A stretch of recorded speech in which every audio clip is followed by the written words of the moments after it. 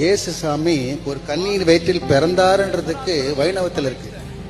வைணவத்தில் என்ன இருக்கு அதையும் நான் சொல்லிடுறேன்.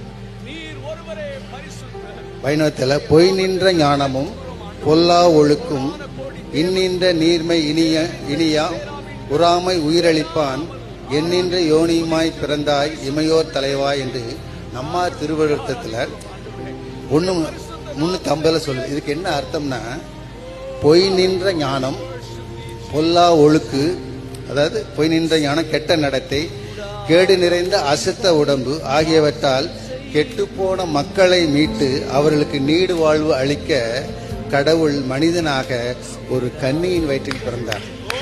கன்னியின் வயிற்றில் பிறந்தாருங்கிறது வைணவத்தில் இருக்கு சார். அப்போ இயேசுசாமி கிறிஸ்தவ தெய்வம் இல்லை, இந்து தெய்வம் இல்லை, முஸ்லீம் தெய்வம் இல்லை, அந்த தெய்வம் தான். அதே தான்